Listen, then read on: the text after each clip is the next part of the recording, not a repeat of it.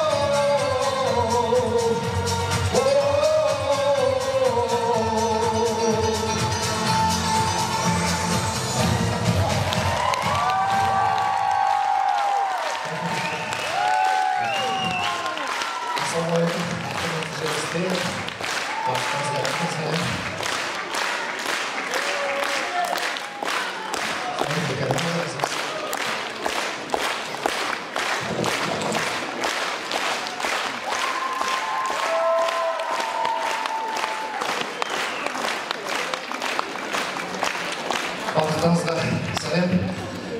Жерлестер, сіздердің алдыңызда қатты толқып тұрмын. Келесі әңгімеміз. Енді осы жоба туған ел алтын бесігін жаңғырып жатқанына өте қуаныштымын. Осы жобаға 10 жыл бұрын сәби кезімде қатысқан болатынмын. Жаңғырып жатқанына өте қуаныштымын. Жалғаса берсін, шығысымыз алға баса берсін, дами берсін, Катондар әйелі, қазақ елі дамысын. Келесі тыңдайтын әндеріңіз жүректен жүрекке жетеді деп ойлаймын. Сондай алғашқы авторлық әнім «Қиял».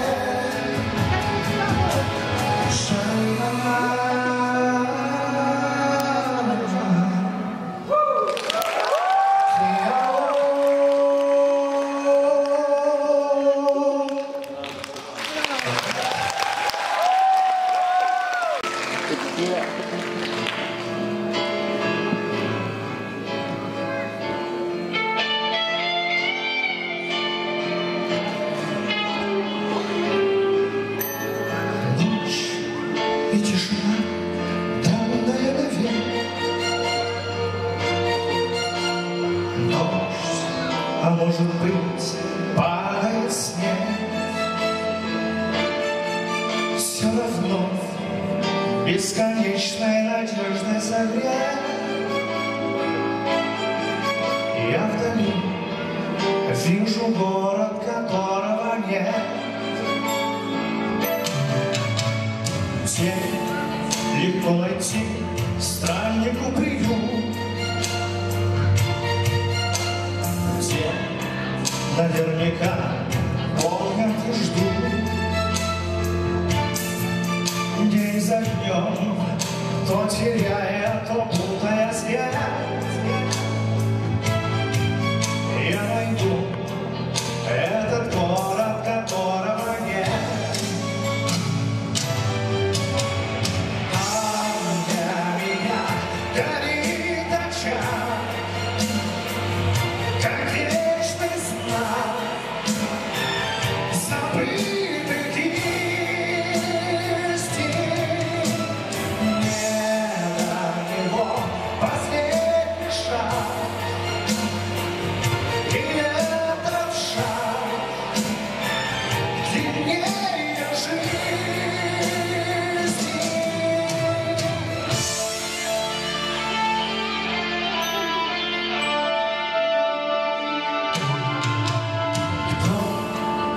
светит мне, что слепой давно. Пусть об этом знать не суждено. Может быть, за порогом растраченных лет я найду этот город, которого нет. Там для меня горит очаг, как вечный знак забытых истин.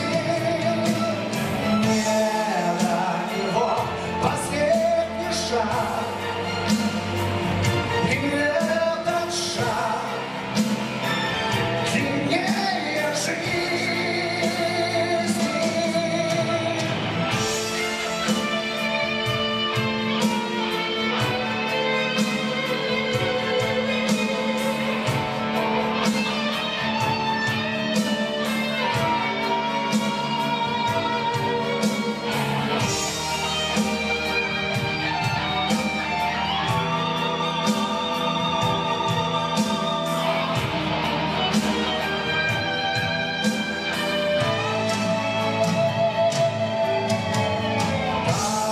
Для меня горит очаг,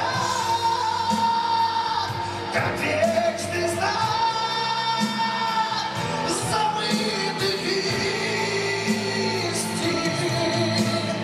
Не до него последний шаг, и этот шаг длиннее жизни.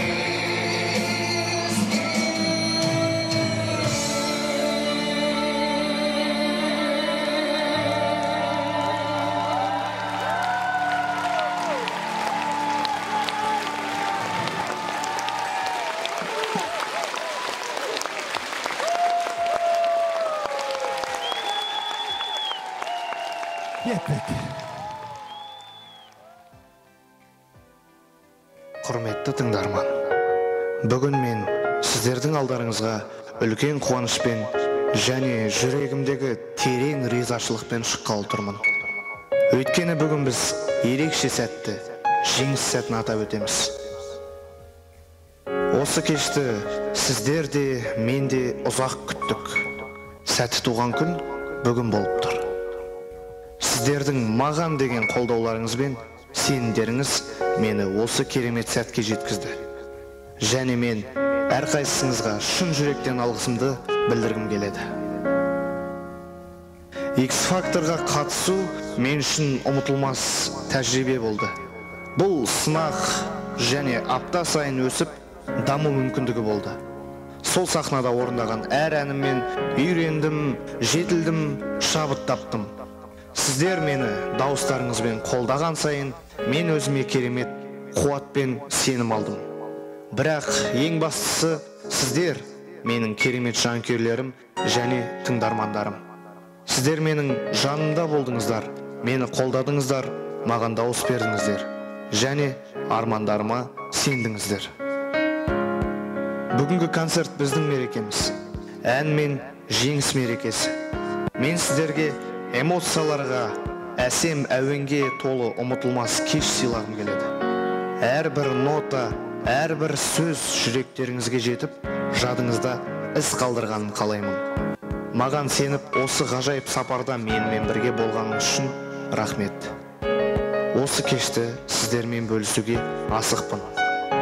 Әрқайсыларыңызға шын жүректен алғысым мен сүйіспеншілігімді білдіруге рұқсат етіңіздер. Музыка мен мереке әлеміне қош келдіңіздер.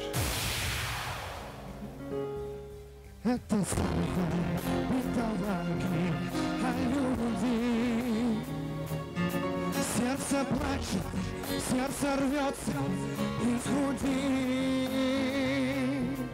Ты мелькнула, не взглянула на цветы. Эти розы просят звездно, подожди.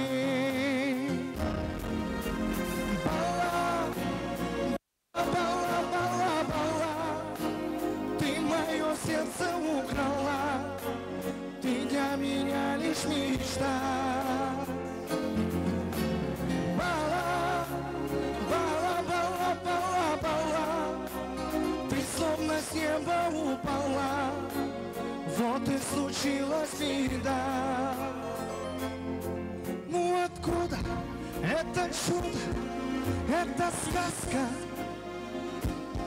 эти плечи, эти губы и глаза? Моя радость, мое счастье, это милость, Божья милость и судьба. Бала, бала, бала, бала, ты мое сердце украла, ты для меня лишь мечта. Бала, бала, бала, бала, ты словно с неба упала, вот и случилась беда.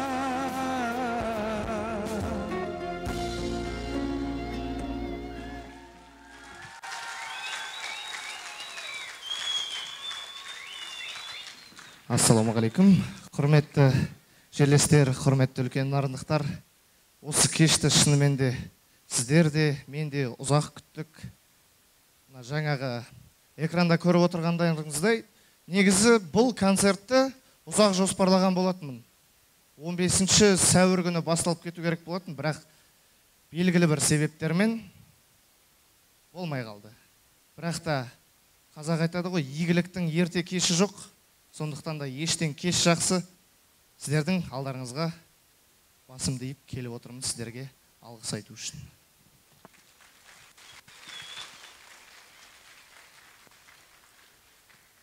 Қазіргі таңда мен Алматы қаласында жұмыс жасаудамын. Продюсерім бар. Ендігі жоспарларымыз биік, алға қойған мақсаттарымыз биік. Ендігі сіздерге қазір осы X-Factor жобасында сіздерге танылған әндеріммен және де екінші кезеңінде авторлық әндеріммен бөлісетін боламын. Сіздерге жақсы эмоциялар сыйлауға тырысамын.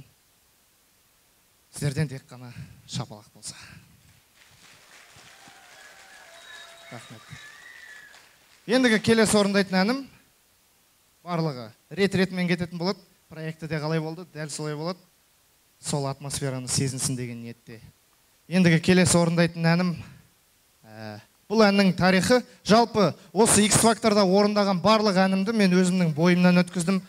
Сол әнмен өмір сүруге тырыстым. Бұл қазақша керемет ән, керемет мағынаға толы, керемет әуені. Сіздердің алдарыңызда орындап беруге рұқсат етіңіздер. Бұл әнді орындамас бұрын қысқаша предысториясын айта кетейін. Бұл әннің сөздері де керемет, ән де керемет. Таптым ау сені деген ән. Бірақ та мен таппадым да ол адамды. Сондықтан мен дәл сол кезде орындаған жоқпын. Дұрыс орындай алмадым ба, білмеймін. Бірақ та дәл концерт кезінде ашық болған секілді үйде болдым да, солай бір әдемі шықты. Сондықтан ары қарай да осы тарихын жалғастыра кетемін. Келесі ән таптым ау сені.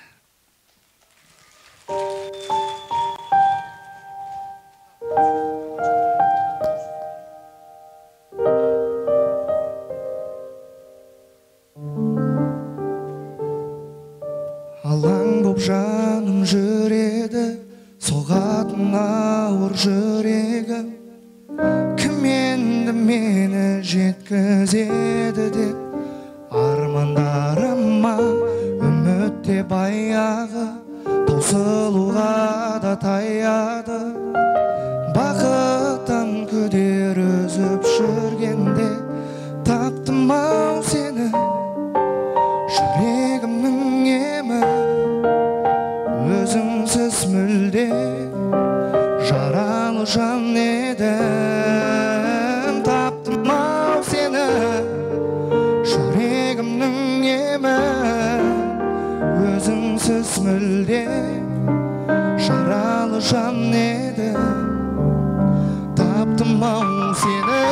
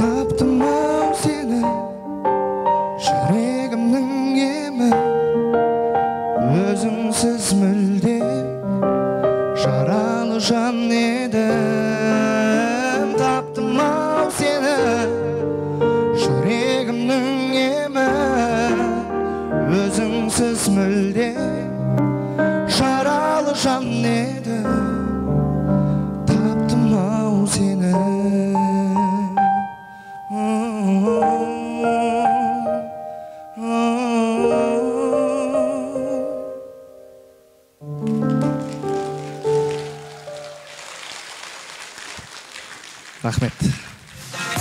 Енді осы әуеннің ары қарай предысториясын жалғастыра кетсек, сол кезде басым бос болған осы әнді орындардың алдында. Содан кейін мен біз сахнаның артында біраз балалар тынышталсақ, иә, тыңдап кішкене сөзім бөлініп қала береді. Сахнаның артында біз интервью беретінбіз барлығымыз. Сол кезде таптым ау сені айтып түскеннен кейін көзімнен жас кетіп отыр да. Неге жылап тұрсың дейді. Мен тапқан жоқпын ғой өзімнің махаббатымды. Мен табасың ғой. Халықты алдап тұрмын мен мына жерде, таптым ау сені деп. Содан кейін Алладан тілеген болатынмын. Өзімнің махаббатымды кездестірсем екен деп. Дәл сол келесі эфирде мен өзімнің махаббатымды кездестірдім. Эфирде айтқан болатын сіздерге. Рахмет. Эфирде айтқан болатын. Осы адам кімге арнадың деп жүргізуші сұрақ қойды. Осы жерде отыр деп айтқан болатын. Құпия сақтағам. Сол әдемі бір махаббат оқиғасы болды, бірақ ұзаққа жалғасқан жоқ. Сол кезде орындаған әнімді айтуға рұқсат етіңіздер. Сенен басқа.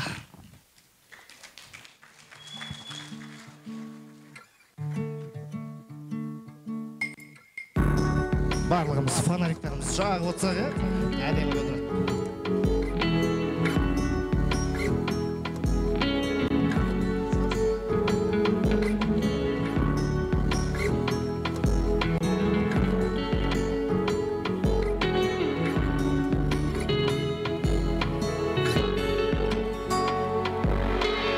Бір көргеннен өзіңді аурап алдым сезімді.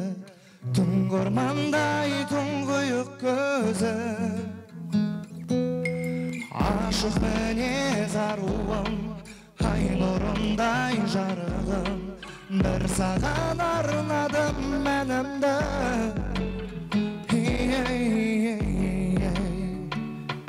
Сөзін бәріміз білеміз ғой.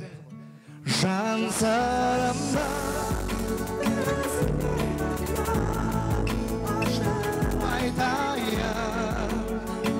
асылайым, сенен басқа түсінетін мені, жан бар ма жалғанда, сенен басқа, сенен.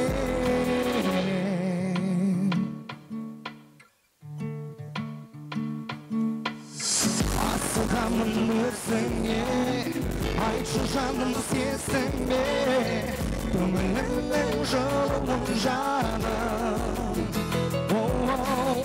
Тағдырға да таласпай өтейікші өмірге, жүрегімде жүр арнадың сен.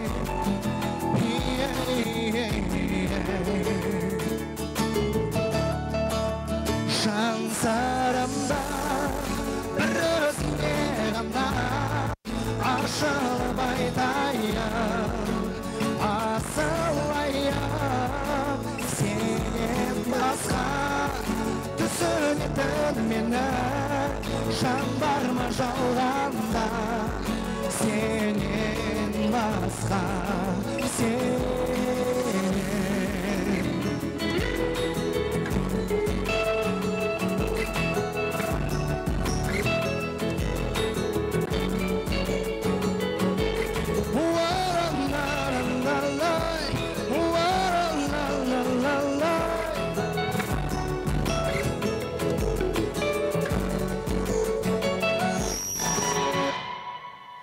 Жан сырымда бір өзіңе ғана ашылып айтайын, асылайын, сенен басқа түсінетін мені, жан бар ма жалғанда, сенен басқа, сенен.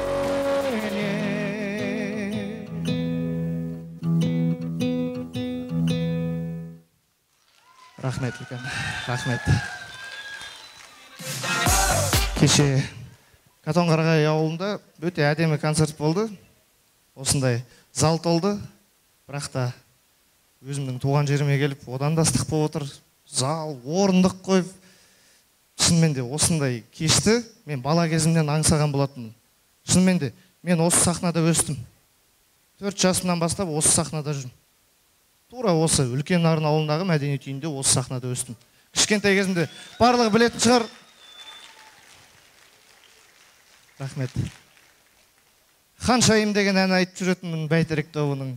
Гүлім, гүлім, гүлімсің деп жүретінмін. Аслана деп жүретінмін. Өмір бойы осы сахнада екенмін ғой. Қаншама апайларымыз, ағаларымыз осы жерде істеді. Барлығының көз алдында өстім ғой. Енді жанды дауыста орындағансың.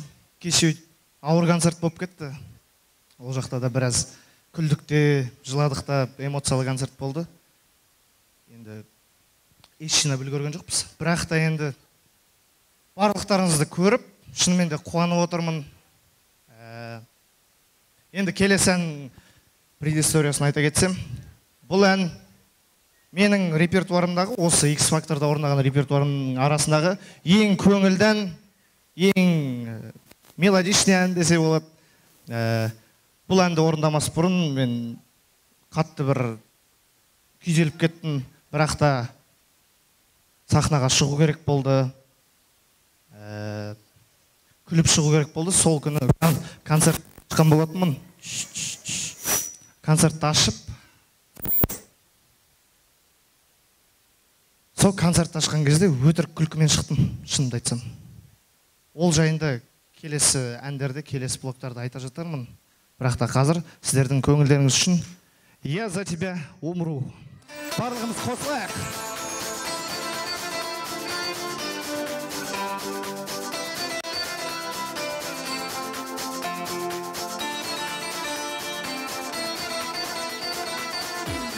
Көңілдеріңіз қалай?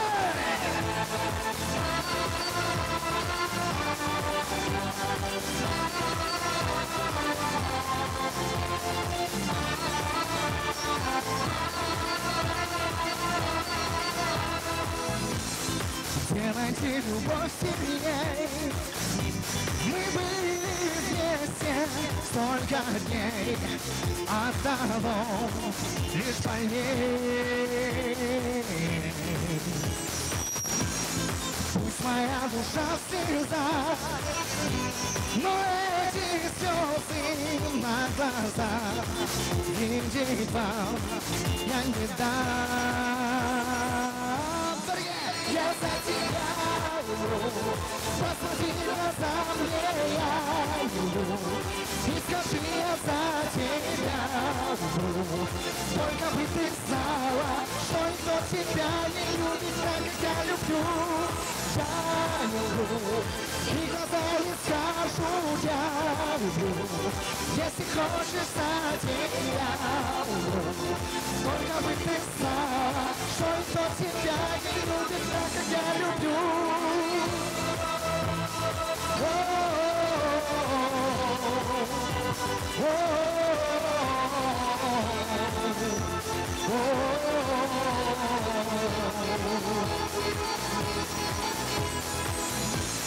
Ты живешь в душе моей, но только в ночи все длинней.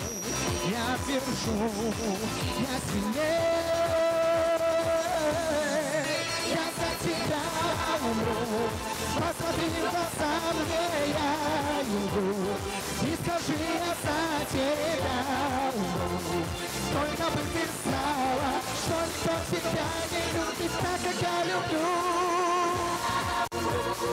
Посмотри в глаза мне, я умру, и скажи, я за тебя умру. Только бы ты знала, что никто тебя не любит так, как я люблю.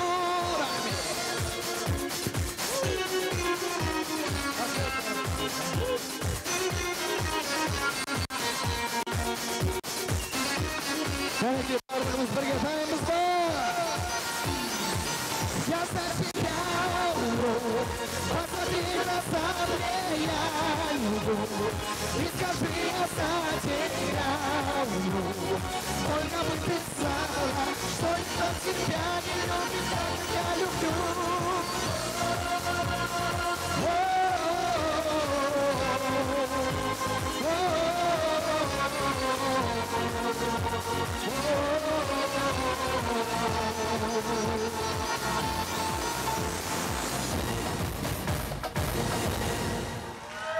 Рахмет екен.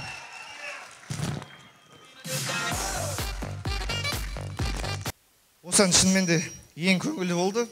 Бұны Диназ Ахмадиева таңдап берген болатын. Жалпы, енді таңдау қате болмады деп ойлаймын.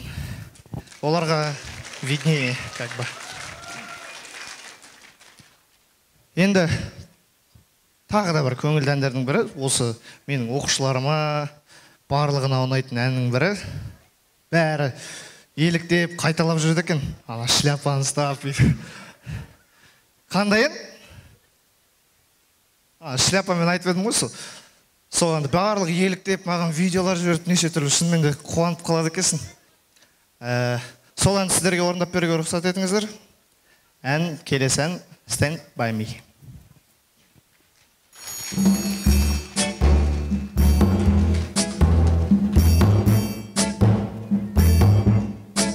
When the night has gone and the land is dark and the moon is still only light we see. No, I won't be afraid. No, I won't be afraid. Just as long as you stand by me. And darling, darling, stand by me. Whoa, stand by me. Whoa, stand by me. Stand by me. If the sky that will look upon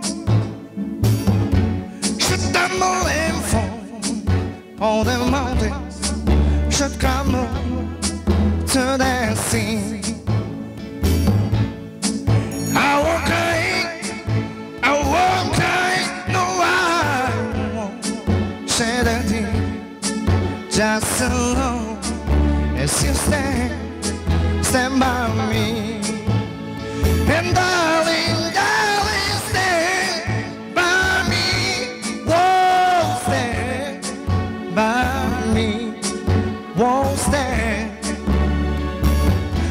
by me. Whenever you're in trouble, I wanna stand by me. Whoa, stand by me.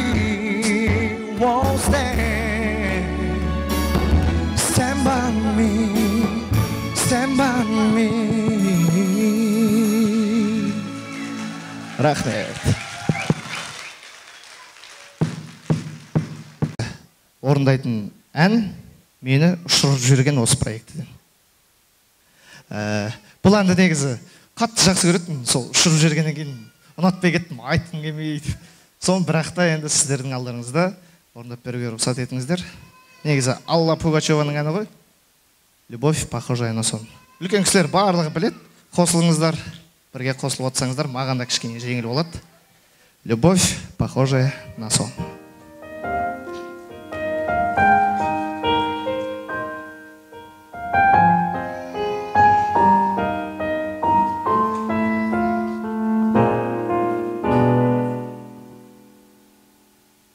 Я в глаза твои, как в зеркало, смотрю. Отражение потерять свое боюсь. Не хочу, чтоб ты была лишь грустью в сумраке ночи и в судьбе моей. Я люблю тебя, как любят в 6 раз. Словно солнце в мире не было до нас. От заботы мелких сон я тебя увел, и ключи от счастья для тебя нашел. Для тебя нашел. Любовь, похожая на сон. Сердец хрустальный перезвон.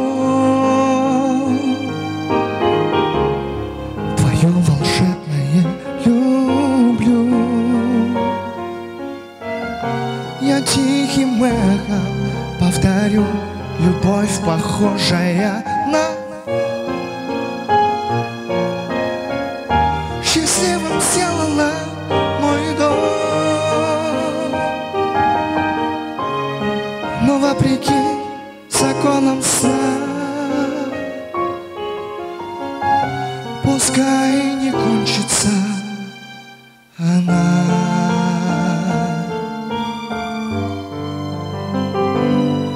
Я прощаю одиночество и грусть. Ты сказала, в них я больше не вернусь. Так бывает только в сладком сне. Но любовь у нас наяву сейчас. Мне в глазах твоих себя не потерять. На разлуке нам любовь не разменять. Я немыслимой ценой и своей мечтой заслужил я это счастье быть с тобой, быть всегда с тобой. Любовь, похожая на сон, сердце хрустальный перезвон. Твое волшебное люблю. Я тихим эхом повторю, любовь, похожая на сон. Счастливым сделала мой дом. Но вопреки законам сна, пускай не кончится она.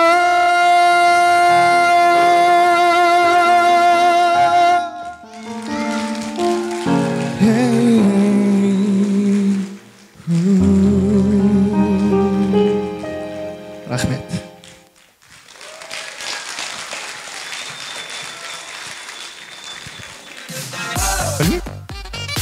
Один, два, три.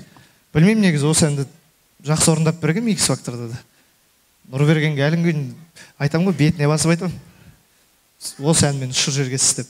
Бірақ қанша дегенмен о кісі сол жақта менің әкемдей болып кетті. Жақсы кісі. Мына микрофон неге қайта-қайта ұстамай тұр? Үзіліп қап тұр. Сол кісі әкемдей болып кетті. Үнемі жанашырлығын көрсетіп тұрады. Маған продюсерді да тауып берген сол кісі. Жалпы Дилназ ханыммен де ыңғай байланыстамыз, сөйлесіп тұрамыз, үзген жоқпыз ешқашанда. Енді келесі орындайтын әнім менің бағымды ашқан ән. Бұл әнді мен 3 жыл болды айтып жүргеніме. Мәди Сыздықов деген керемет орындаушы бар, бүкіл конкурстардың жеңімпазы, Қазақстанның жарық жұлдызы болып келе жатқан әнші, композитор. Сол кісіге 3 жыл бұрын жазып қаламын ғой Инстаграмда. Аға, осылай сағындым деген әніңіздің минусын бере аласыз ба деп. Ол кісі өте қарапайым екен, сөйтіп маған берген болатын. 3 жыл бойы мен сол әнді бойтұмарым ретінде алып жүрдім. Сол әннің бағы ашылды десе де болады. Барлығы ойлайды, сол сағындым деген ән менің авторлық әнім деп ойлайды екен. Бірақ шынымен де мен өзімнің бойымнан өткіздім. Мен X Factor'да жеңіп алдым, Прагаға барып конкурста жеңіп алдым. Шынымен де бойтұмарым айналып кетті. Сол әнді сіздердің алғаныңызда орындап беруге рұқсат етіңіздер. Келесі ән сағындым.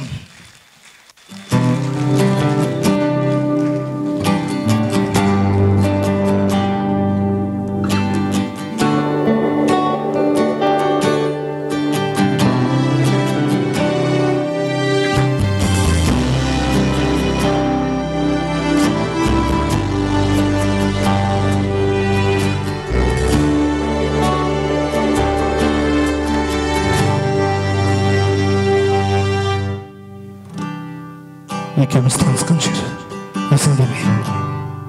Есіңде ме айлы түн шешінгенде жымыңдаған жұлдызға ұзақ қарап ұмытылмас тәтті күй кешінгенде таба алмай сендей жанды күнім барайын армандарға өзіңе сағындым нәзік даусыңды еркем ау сенсіз ай мұңлы жанымда болсаң мәңгі арнаймын саған осы әнімді арнаймын саған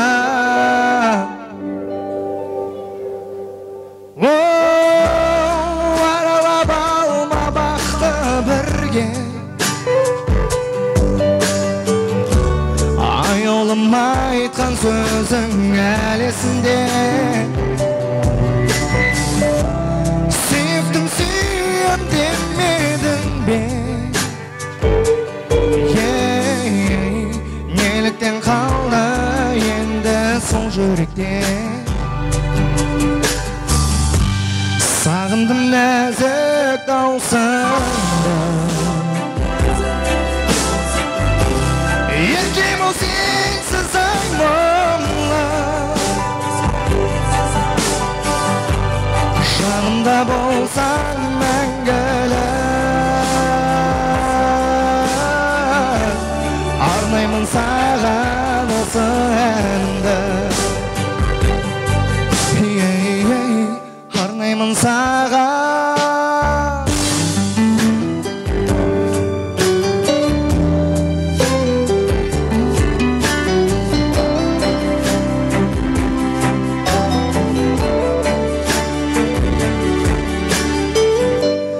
сағындым нәзік даусыңды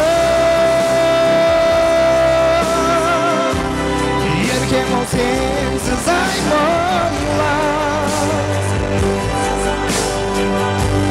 жанымда болсаң мәңгілік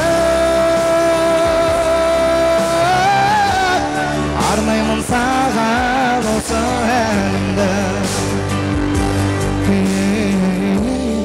арнаймын саған осы әнімді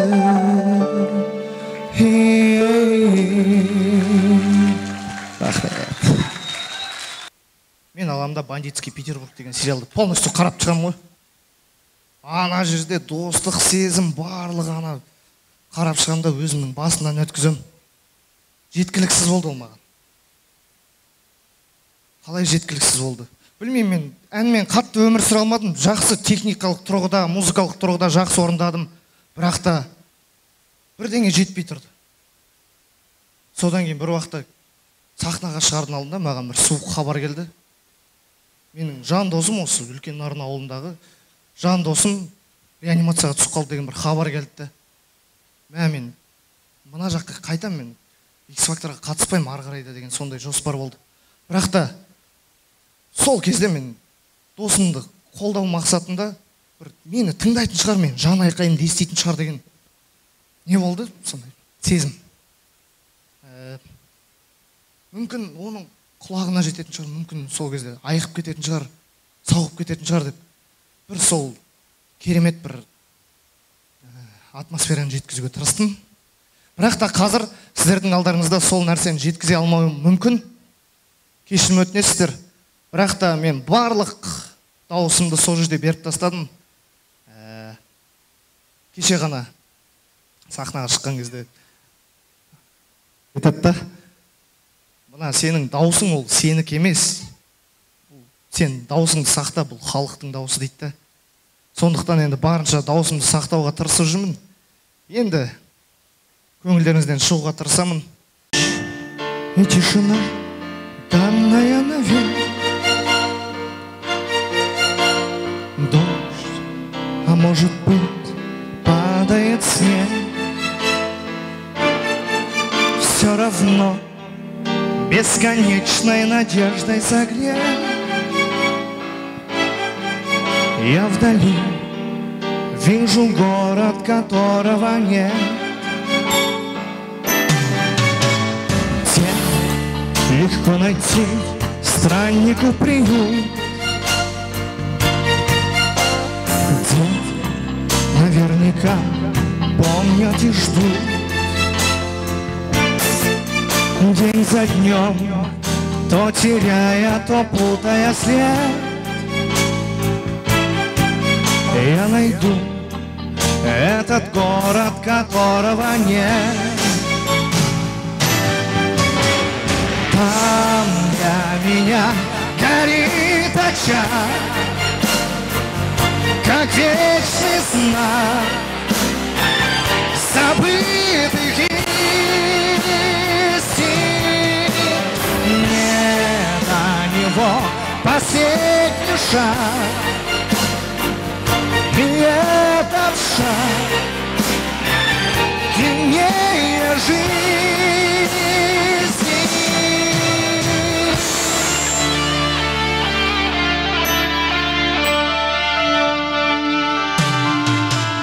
Кто ответит мне, что судьбой дано?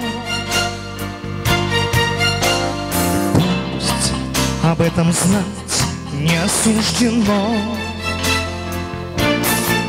Может быть, за порогом растраченных лет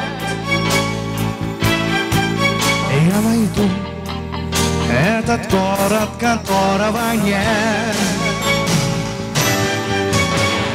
Там для меня горит очаг, как вечный знак забытых истин. Не до него последний шаг, и этот шаг длиннее жизни.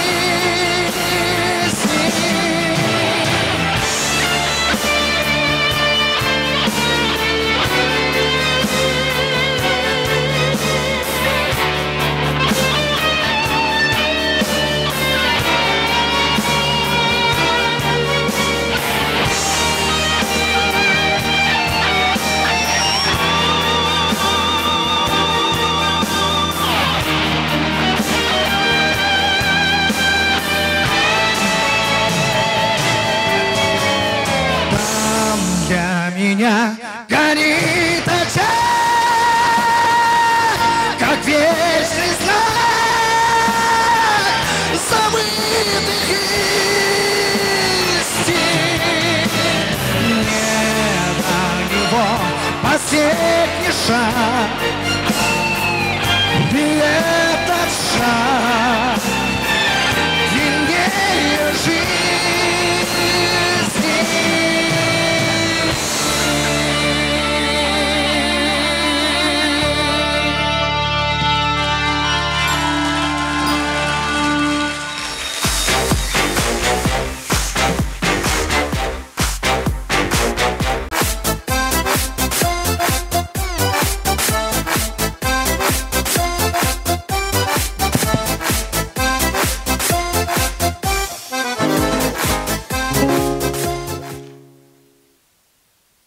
Концертіміздің екінші бөліміне қош келдіңіздер.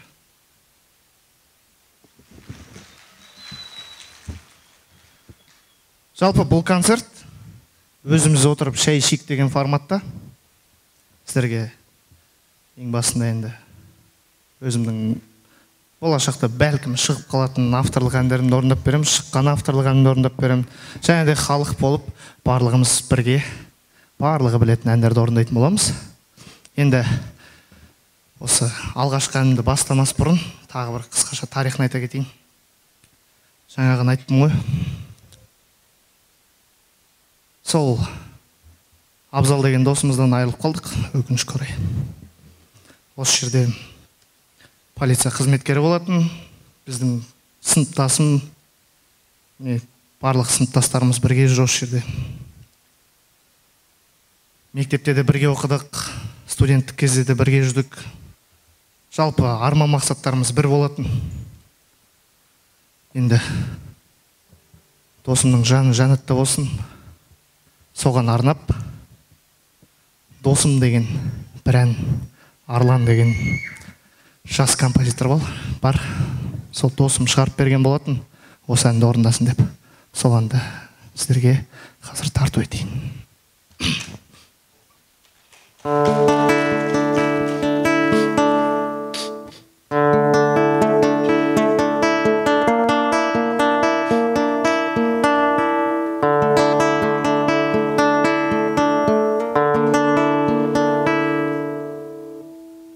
Өмірдің бір жеңіп қатал сындарын жүруші қиялдармен ұшып, тағдырдың сыйға тартқан қанатымен барасың алыс жаққа ұшып. Досым, досым, алтын бауырым, досым жолың болсын бауырым. Досым, досым, бар тілегім бауырым, досым жолың болсын бауырым. Қадірін біл, қолда бар кезде алтынның пайдасы жоқ, артынан жылағанның хабар күтем, әлі күнге елеңдеумен жадыма дауысыңды сақтап алдым. Досым, досым, алтын бауырым, досым жолың болсын бауырым. Досым, досым, бар тілегім бауырым, досым жолың болсын бауырым.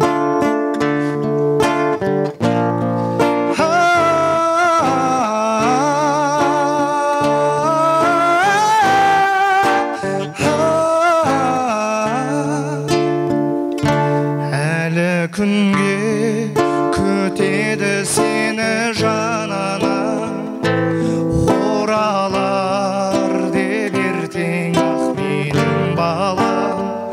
Ауыл аймақ сен әрдайым еске алсын деп арнаймын ән досым, досым саған.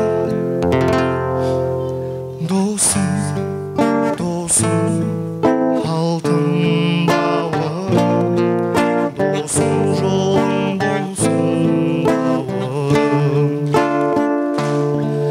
Досым, досым, бар тілегім бауырым, досым жолың болсын бауырым. Досым, досым, бар тілегім бауырым, досым жолың болсын бауырым.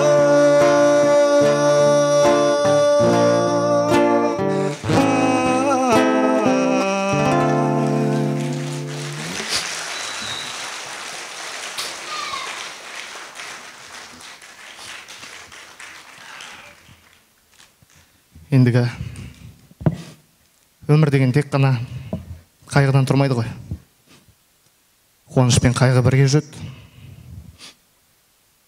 Жалпы өмірдегі қиындықтарға төзу керек, шыдау керек.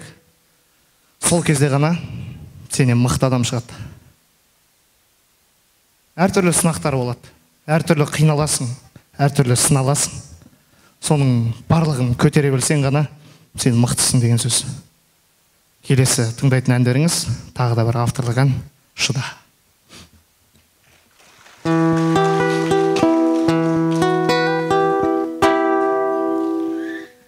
Әлі туар күн күлімдеп есің алар, сабыр қыламын, бір күні бәрі қалар.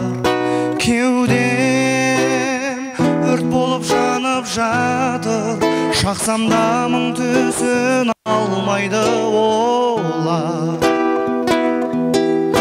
Шыда, оңалар бәрі бір күн. Шыда, жүрегім тағы шыда. Шыда, сағым боп қалар бұл түн. Қайғырып ұмытсам да, жүректе қалдырдым мұң. Тауға қарашы, ұмтылып тұрған көкке, бауға қарашы, қураса да сөкпейтін өкпе. Бәрі сен үшін жаратылған, сабақ алда ұмтыл, қосылмай көкке. Шыда, оңалар бәрі бір күн. Шыда, жүрегім тағы шыда. Шыда, сағым боп қалар бұл түн. Қайғырып ұмытсам да, жүректе қалдырдым мұң. Шыда, оңалар бәрі бір күн. Шыда, жүрегім тағы шыда. Шыда, сағым боп қалар бұл түн. Қайғырып ұмытсам да, жүректе қалдырды мұң.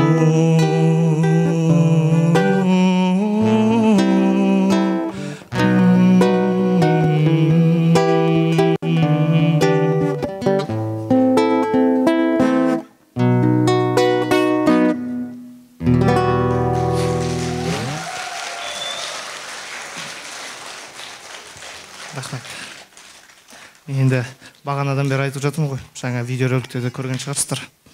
Осы жерде менің анашым отыр. Анашым, бір орныңыздан тұрып қойыңыз. Халыққа сәлеміңізді жолдап.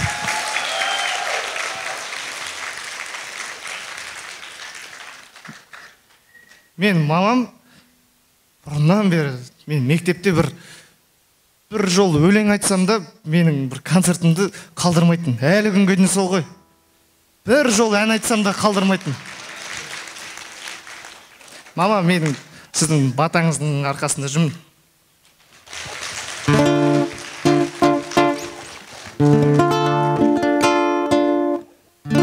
Барлығымыз қосылып айтайық. Осы сахнада 1000 рет айтқан болатынмын. Сәкен Майғазиев ағамыздың репертуарынан Аслана деген ән қабылдаңыздар. Барша аналарға арнаймын.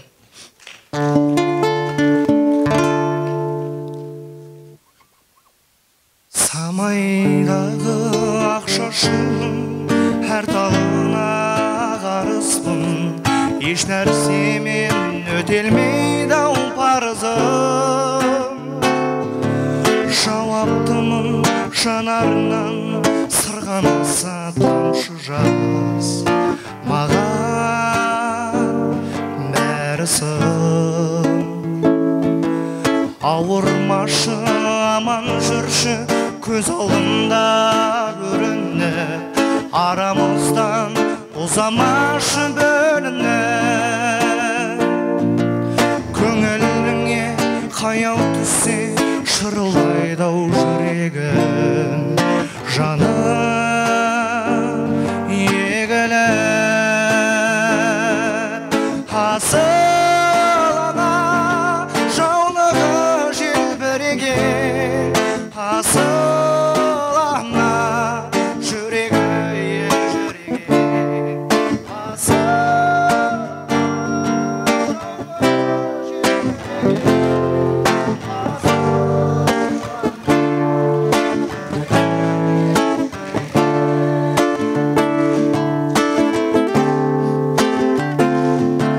Ақ тілекшім, ақ жолдайым, ақ жүректі анашым.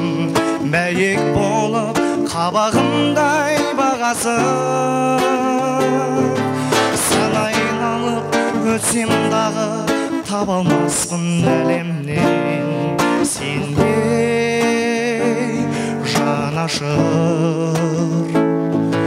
Есейсем де аңсатады алақаның аялы, еске салып сәби күнді баяғы. Айналайын деген сөзің жүрегімде анашым, мәңгі қалады бірге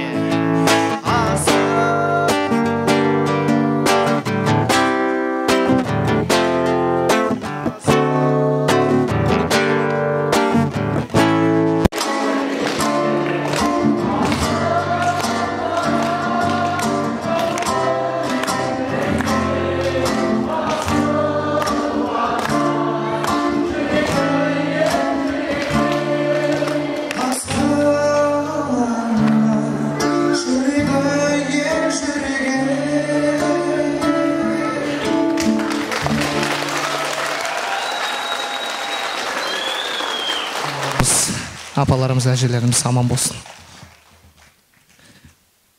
Енді кешегі Катондағы концертте әкеме арнап өмірімде бірінші рет ән арнадым. Бүгінде тағы да бір әкеме арнап. Әкем осы жерде отыр ма? Папам. Қол соғып қойсаңыздар. Өздеріңіз білетін Ербол Құсайынов ағаларыңыз осы мәдениет үйінде қызмет атқарады өмір бойы. Алла қаласа жақында 60-қа келеді әкем. Сол әкемнің туған күніне тарту болсын.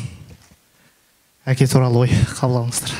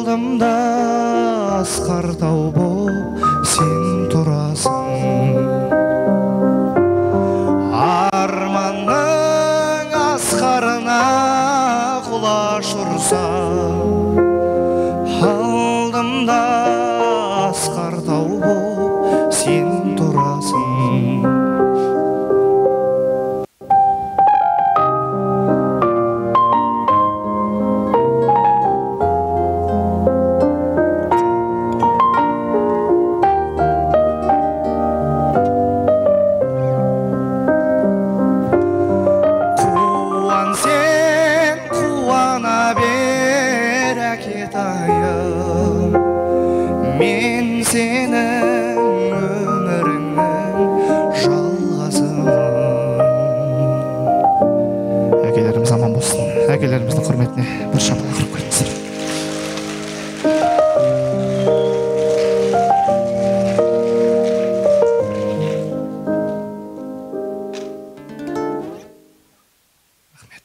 Енді келесі орындайтын ән барлығымыз білеміз, қосылып міндетті түрде бір жұдырықтай жұмылып осы әнді орындайық.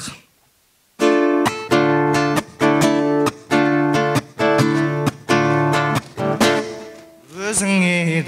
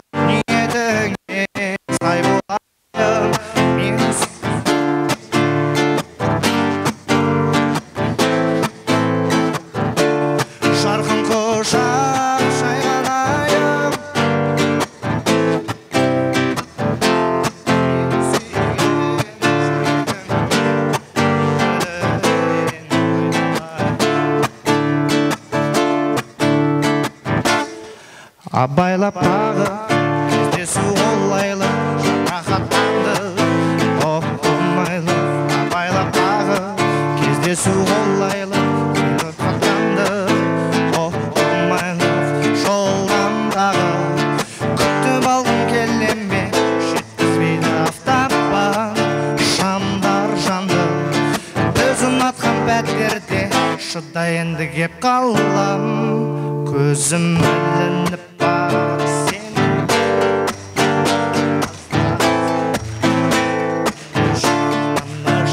көзім ілініп барады сені кеп барады аздаған сағаттар көзім ілініп барады сені кеп барады аздаған сағаттар көзім ілініп барады сені кеп барады аздаған сағаттар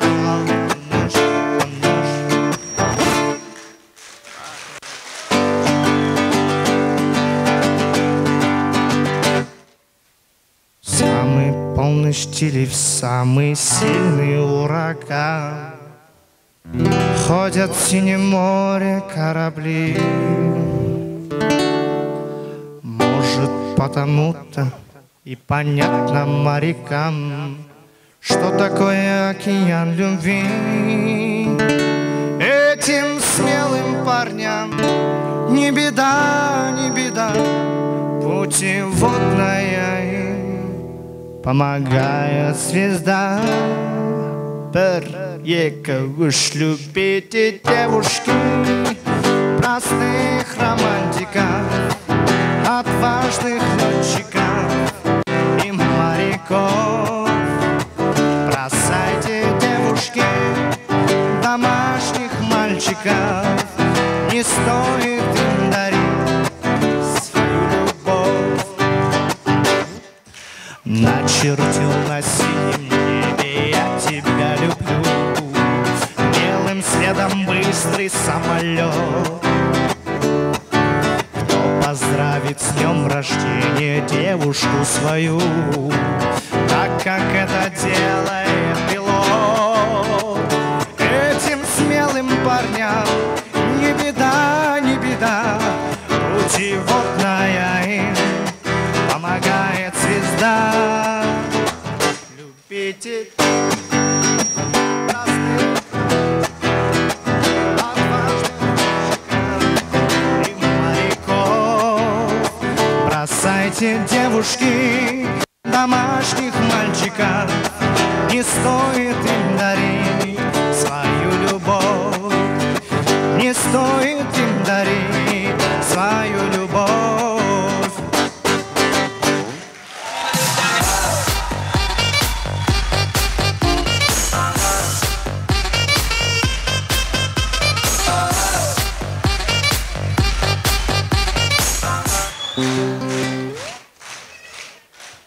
Енді келесі орындайтын әнді де барлықтарыңыз білесіздер. Келесі әнді орындамас бұрын барша ұстаздарды келе жатқан ұстаздар күнімен құттықтаймын. Тамитов атындағы қазақ орта мектебі, лицей орта мектебі, үлкен нарын орта мектебі және де колледж.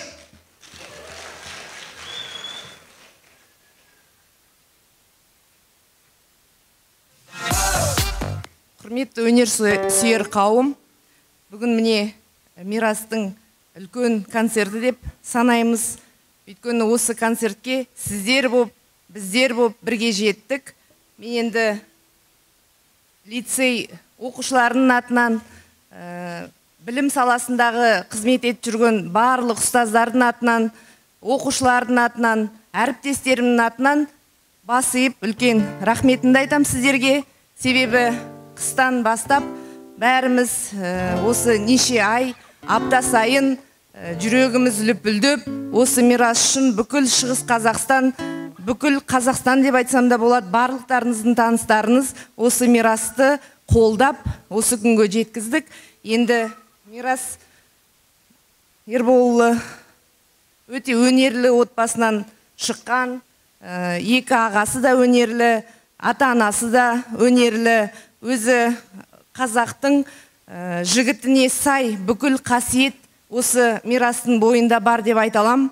Осы күнгі Мирас өзінің қазақтың жігітіне сай мінезінің арқасында, шыдамдығының арқасында, сабырлығының арқасында жетті. Біз барынша бәріміз қолдадық. Енді үлкен сахнадан үнемі көріп отырайық. Мирасты биіктей берсін, самғай берсін, біздің Қатонқарағайдың атын шығара берсін. Біз тек қана қолдап, қолпаштап жүре берейік. Мирас, айналайын, әрқашан осы өнер жолында жолың ашық болсын. Тек қана саған сәттілік тілеймін. Ата-анаң аман болсын. Енді міне продюсерімді де таптым деп жатыр. Дилназ Ахмадиева, міне үлкен сахнада үлкен жұлдыз қолдап отырғанда бүкіл Қазақстан біздің Мирасымызды қолдайды деп ойлаймын. Тек қана сәттілік тілеймін. Міне дүйсенбіден келесі аптада міне жол жүргелі отыр Алматы қаласына. Сондықтан сүрінбей жетем деген биігіне жетсін.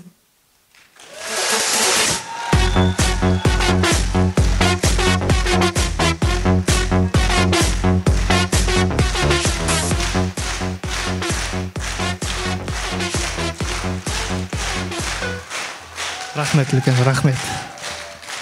Ендігі X-Factor'да негізі басым көпшілік дауыс берген бүкіл Қазақстан бойынша ұстаздар ғой. Финалда әскери адаммен қалдым ғой. Сол кезде президентті де сайлайтын ұстаздар, әкімді де сайлайтын ұстаздар, депутатты да сайлайтын ұстаздар. Енді ұстаздардың құрметіне бір қайырма айтып берейік. Мына жерде менің алғашқы ұстазым Сәлима Үлгібайқызы тұр. Оған да бір шапалақ ұрсаңыздар. Барлықтарыңыз танисыздар. Барлығымыз айтайық. Ұстазым менің ұстазым, өзіңмен өткен қыш жазым, қалдырған ізің мәңгілік, жадымда тұрар жаңғырып. Ұстазым менің ұстазым, ұстазым менің ұстазым, өзіңмен өткен қыш жазым, қалдырған ізің мәңгілік, жадымда тұрар жаңғырып. Ұстазым менің.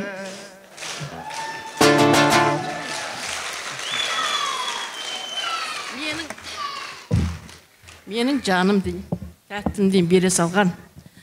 Менің ұлдарым, менің классым, осы қыздарым, ұлдарым айтатын қыздар мәселесі. Апай, сіз осы ұлдарды ылғи қолпаштай бересіз, қолпаштай бересіз. Мен айтам, менде ұл жоқ, сол үшін ұлдарды жақсы көрем деймін. Ұлдарымның барлық жақсы. Жаңа жүрегімді ауыртқаным бір, осы биыл өте бір қиын жағдай болды. Жаңа ұлдарым ішіндегі тәтті бір ұлым, сол абзалдан айырылып қалдық. Өмір солай қиын болды, сол жүрегімді кішкене ауыртты. Енді бүкіл ұстаздарды құттықтап жатыр. Менің балама жақсылық деймін, тек қана жолы ашық болсын. Жаңа лицейдің директоры Ардақ ханым сөйлеп кетті, ол кісі барлығын айтты. Бәрі дұрыс. Тамаша отбасынан шықты. Ербол мен Күлжекер армандарың жоқ, осындай ұрпақ қалдырған. 3 ұлдарында керемет. Раджан әні, Ринат кеше Тоқаевтың алдына барып, өзінің іскерлігін көрсетіп, еңбек адамы деген керемет марапатқа ие болды.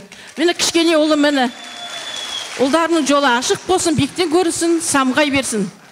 Жаным, мынау саған арнайлы, өзіңе білесің.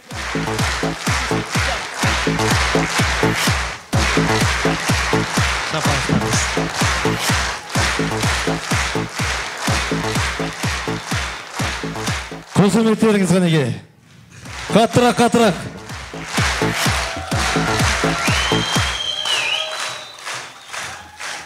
Рахмет үлкен, рахмет.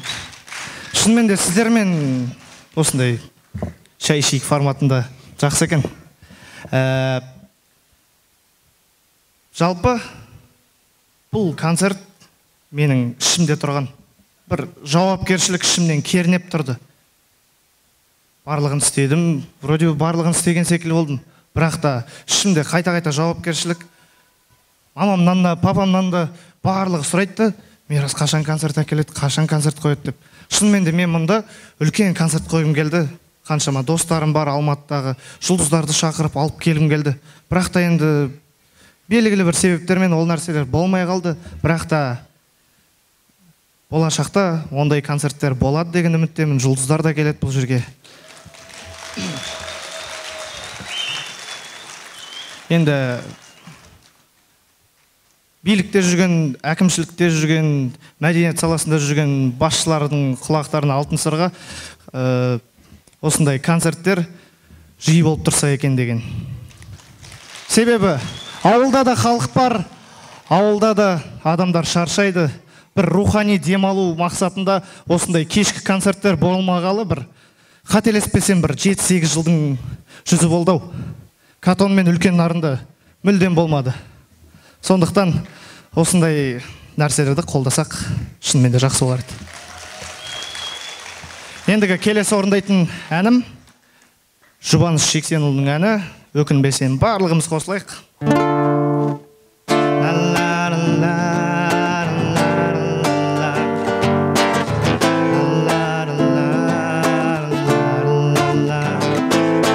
Түнсіз болмас дүние, түнсіз болмас. Түнсіз болмас дүние, күнсіз болмас. Ғашықтық қуаныш боп сезілгенмен, махаббат ешқашанда мұңсыз болмас. Тірліктің талай гүлі солған менен, тағдырдың талай мұңы болған менен, өмірге келгеніңе өкінбесең, өкінбесең, өкінбе.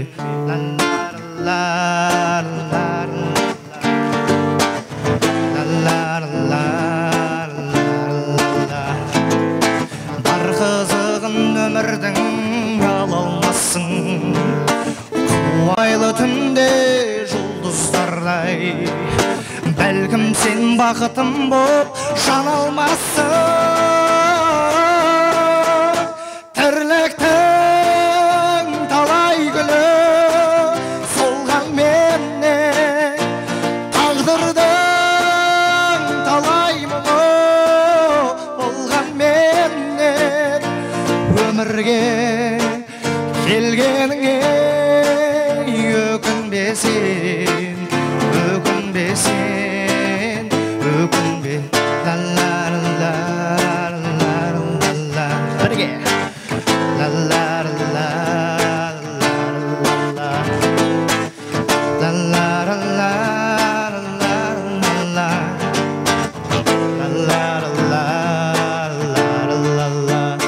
Тірліктің бірге талай мұңы болған менен, тағдырдың талай мұңы болған менен, өмірге келгеніңе өкінбесең, өкінбесең, өкінбесең. Рахмет.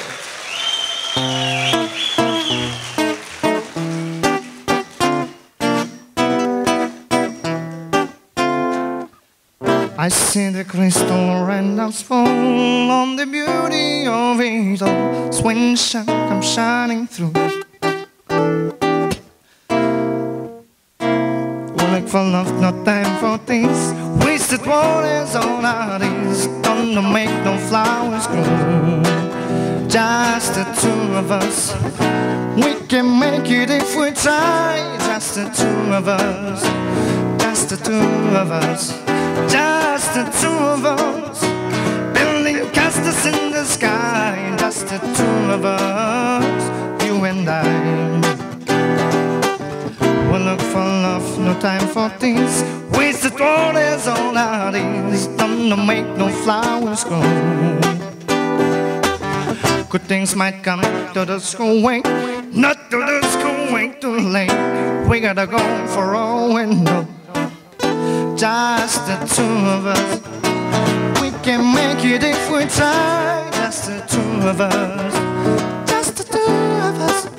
Just the two of us. Building them castles real high. Just the two of us, you and I.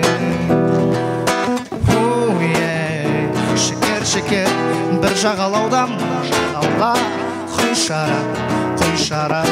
Shake shake shake shake shake yeah, oh yeah. Şeker şeker bir жағалауда жағала құй шарап, құй шарап. Just the two of us. We can make it if we try. Just the two of us. Just the two of us. Just the two of us. Building big castles real high. Just the two of us. You and I.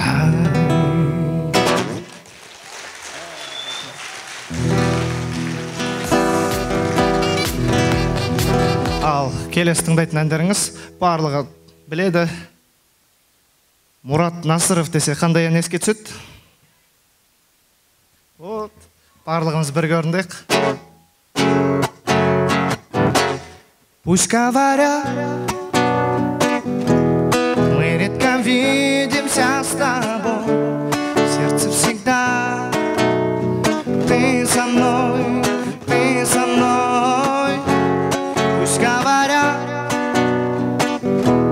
что не судьба нам быть вдвоем. Люди твердят об одном, но бірге. Я это ты это я.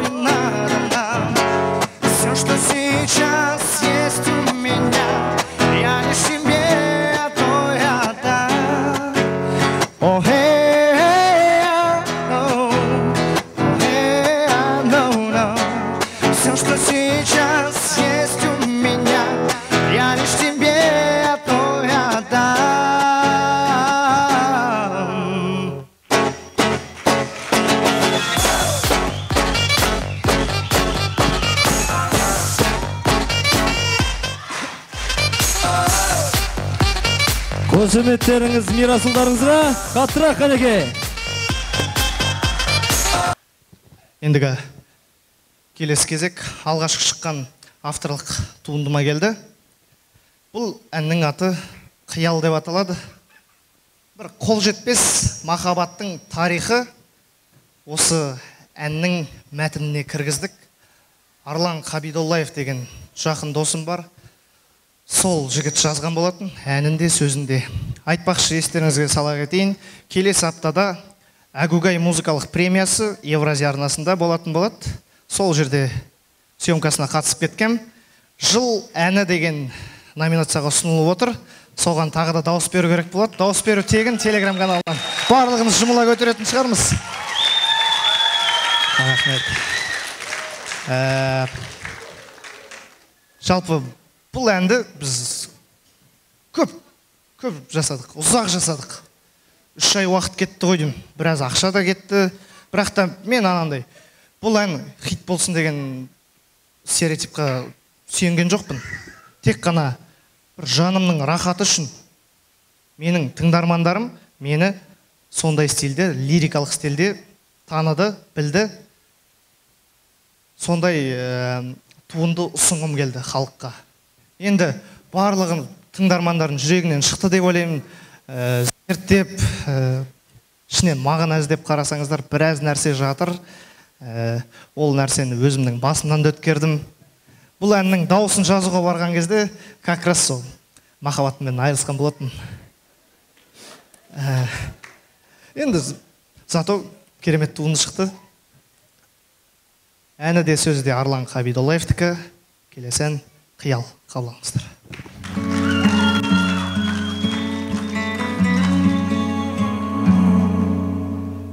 Көргені өзіңді қабыршақ, өзіңді танысып, қол ұстасып үлгердім. Жаныңа таяу барғанда ұмытып сөзімді. Таңдаулы жандардың бір едің, жаралы жүректердің тауып жүрген емін. Арамызда бұзылмайтын қабырға, сен халықта, мен жертемін. Әр күні сақтаулысың ішінде, бүгін тағы сені көрдім түсімде. Сен туралы жай ғана ойлап, арман қиял, шынайы сезім сыйлай алмайды, жүрегімді уақытша алдайды. Жоқсың сен, жай ғана қиял. Түн жылы ай жарық, жұлдыздар айналып отырды, жылы шырақ жанымда. Жақындап баяу ғашық боп қалдым деуге сайланып. Қарайсың ұрланып, уланып, тұрсам да сезіп іштей саған білдірмей сыр. Айта алмадым мендік болшы тек, саған ғашықпын деп, батыл емеспін еші. Әр күні сақтаулысың ішінде, бүгін тағы сені көрдім түсімде. Сен туралы жай ғана ойлап, арман қиял, шынайы сезім сыйлай алмайды, жүрегімді уақытша алдайды. Жоқсың сен, жай ғана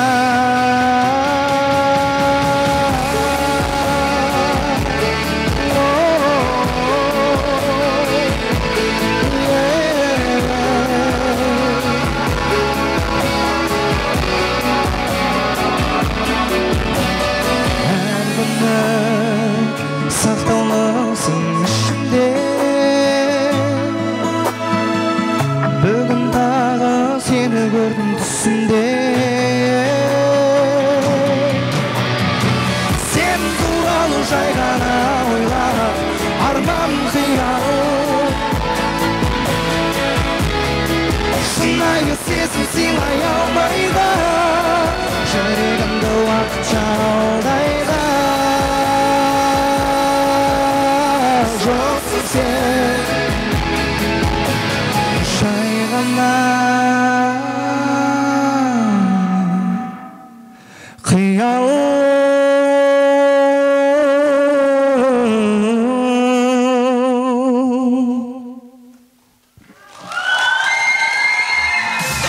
Рахмет. Сол бағана айттық қой, концерт бітпеді әлі.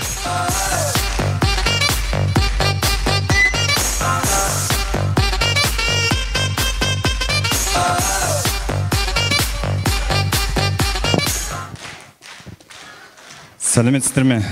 Қайырлы кеш, құрметті ауылдастар.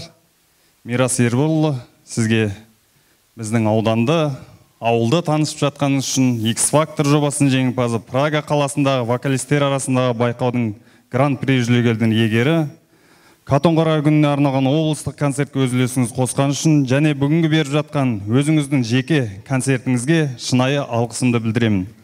Тамаша әніңізбен қайталанбас өнеріңіз және әртістік шеберлігіңіз мақтан тұтамыз. Сізге үлкен нарын ауыл тұрғындарының атынан, округтың атынан шығармашылық табыс, қызықты жобалар мен жемісті еңбек тілеймін. Енді жұлдызыңыз жана берсін, осындай үлкен сахнадан көрдіңіз.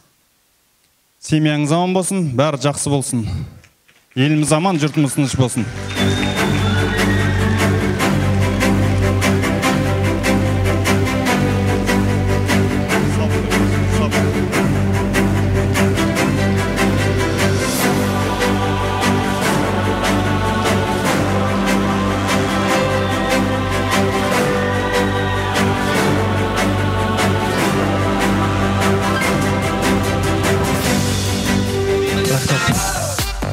Біздің де ауданымыз көркейе берсін.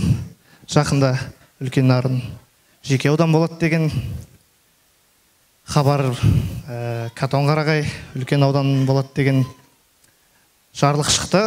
Ендігі бұл мәселеге не айтам? Енді Катонқарағайды қимаймыз, әрине. Бірақ та Катонқарағай мен үлкен нарынды география бөлгенмен биография ешқашанда бөлмесін. Ендігі концертіміздің соңына да келіп қалдық. Бағанадан бері Арлан деген досымды аузымдан түсірмедім. Ол да осы концертке келу керек болатын. Сол бағанағы жағдай. Сол жігіт маған өмірімде бір менің шәмшім секілді болып кетті. Өзінің 70 әні болатын тұғын. Сол әннің барлығын маған сыйға тартқан. Қазір кезек-кезек ақырын-ақырын барлығын шығарып жатырмыз. Қазір өзімде автор болып, өзімде ән жазып жүрмін. Тағы да бір керемет әні бар, Тәтті деген. Сол әнді концертіміздің соңғы нүктесі қылсақ, керемет көңіл күймен. Кеттік, Тәтті.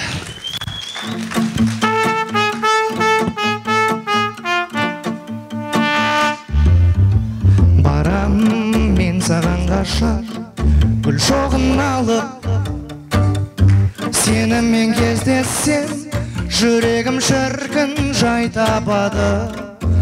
Аны тәтті еркелігің, қылығың ерекше мүлде, тәтті сөйлегенің, өмірді толтырасың тек гүлге, тәтті еркелігің, тәттісің күннен күнге.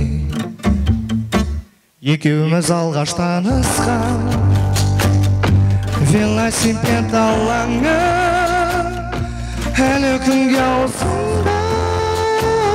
Тәтті мақтаның дәмі, тәтті еркелігің,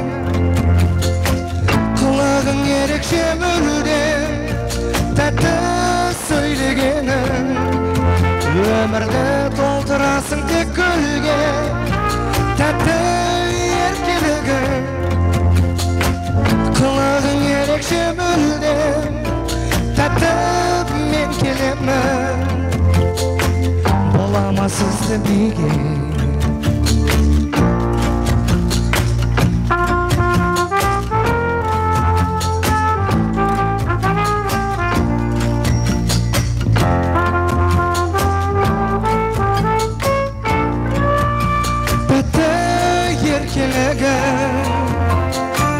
Қылығың ерекше мүлде, тәтті сөйлегенің, өмірді толтырасың тек гүлге, тәтті еркелігің, тәттісің күннен күнге.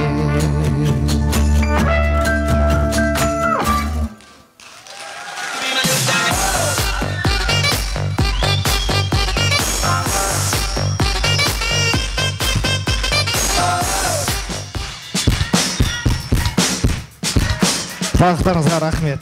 Қазір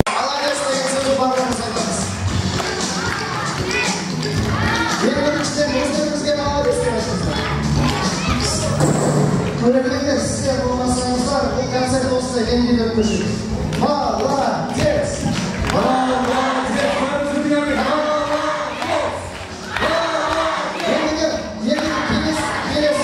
Осы концертті сүтпен әбілеген адам Раушан Ерболов.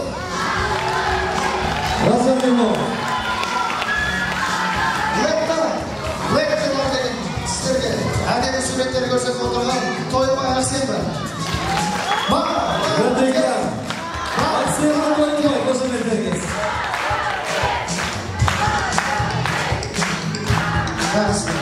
Ендігі келесі концерттерде кездескенше сіздерге тек қана қош аман сау бол деп айтамын.